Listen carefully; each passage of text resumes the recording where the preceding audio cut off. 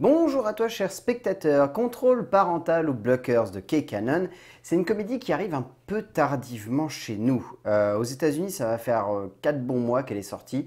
Elle n'a pas eu beaucoup de succès parce que l'humour du long métrage, s'il est ancré dans une certaine veine de la comédie américaine actuelle, avait l'air d'être beaucoup plus sérieux que d'ordinaire. Ça avait l'air d'être une comédie très orientée sur un humour, je dirais pas malaisant comme les jeunes, mais un humour qui semblait plus proche des adultes que vraiment des enfants. Et donc ça avait l'air d'être une comédie qui voulait conquérir un certain public et pas forcément le public habitué des salles aux États-Unis en ce moment. Le résumé pour faire simple, Julie, Kayla et Sam sont les meilleures amies du monde. Depuis qu'elles ont fait leur première rentrée ensemble, elles ne se sont plus jamais quittées. Alors que le bal de promo arrive, ainsi que la fin des études ensemble par la même, les jeunes femmes vont faire un pacte, perdre leur virginité ce soir. Toutes ensemble. Mais cela ne va pas être du goût de leurs parents, étrangement. Honnêtement, c'est une bonne comédie que nous offre Kay Cannon. Après, je vois totalement pourquoi ça n'a pas rencontré le succès. C'est un humour très particulier, un humour qui par moments peut sonner très lourd, voire même un peu déplacé. Mais c'est un humour qui, au fil de son développement et dans sa manière d'être, arrive à conquérir le spectateur en étant juste parce que c'est produit par Evan Goldberg et Seth Rogen, mais également par les deux créateurs de Harold et Kumar. Donc on va dire que les 4 plus gros créateurs de comédie à l'américaine bien délirante actuellement se sont mis en production pour donner envie à ces auteurs de proposer cette histoire. Quand j'ai vu ça, je me suis dit, ok, voyons voir ce que ça donne. C'est purement dans la veine de ce qu'ils ont fait dernièrement. C'est un film qui veut aborder le monde de la jeunesse, mais surtout c'est un film qui veut parler des parents et de la responsabilité qu'ont les parents dans ce genre de moment. Et honnêtement, c'est très bien fait. Et Dieu sait que c'est compliqué de parler des parents lorsqu'on les met face à la jeunesse. Surtout dans le cinéma américain, alors là je vous en parle pas à quel point c'est compliqué. Dans la vague du cinéma américain comique actuel, peu d'auteurs parviennent à totalement maîtriser la place des parents au sein de la comédie. Parce que honnêtement, la jeunesse a un pouvoir comique immense auprès du public. Mais les parents sont plus une source de malaise que vraiment de rire finalement. Cela n'empêche pas Cannon de tenter quelque chose avec ce film qui fonctionne à merveille. Un comique de situation qui joue parfaitement bien avec le décalage qu'offrent les parents au sein d'une incompréhension générationnelle, mais également protective, inhérente à la place d'un parent au sein de la vie de sa fille, ce que Cannon capte très bien ici. Alors en termes d'écriture, c'est écrit par Brian et Jim Keough. On sent que les deux auteurs, ils ont voulu avant tout baser leur humour sur un travail de la situation. C'est pas un film où c'est des gags. C'est au contraire un humour très diffus qui va au fil des séquences donner lieu à quelque chose de fort lorsqu'on va arriver à la fin. Il n'y a aucun moment où il y a une explosion de rire qui se passe chez le spectateur. C'est pas un scénario où constamment on va se dire « Oh tiens, à ce moment-là, il y a vraiment une blague qui fonctionne bien » ou à ce moment-là, il y a vraiment cette séquence-là qui donne quelque chose. C'est au contraire un humour qui prend son temps, qui a envie de développer des instants qui vont être peut-être de flottement, mais qui finalement vont avoir un sens lorsqu'on va arriver vers la fin du métrage. Parce que l'intérêt en fait dans le placement des situations et dans le côté on va laisser l'humour prendre place tout au long du métrage, c'est le fait qu'il y ait une morale à la fin. C'est rare dans les comédies américaines, surtout dans le cinéma indépendant, de voir des morales dans les longs métrages. Mais ici ça fonctionne bien, sans être pour autant une morale qui fasse un peu pompeuse, voire lourde, voire carrément téléphonée. C'est une morale qui simplement amène le spectateur à réfléchir sur tout ce qu'il vient de voir et à se dire simplement à quel moment un parent doit prendre plus de place ou moins de place dans la vie d'un enfant.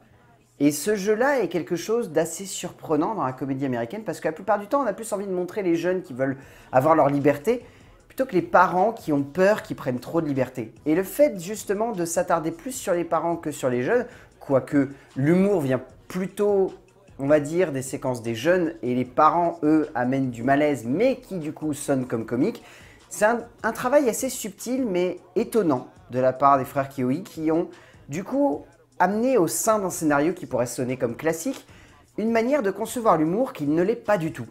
Ce classique qui sonne comme convenu est tout de même présent, au sein notamment d'une composition des caractères des parents qui résonnera comme particulièrement convenu ou comme une impression que ces jeunes gens ne seront jamais vraiment perturbés par le parcours que vont vivre justement leurs parents à côté.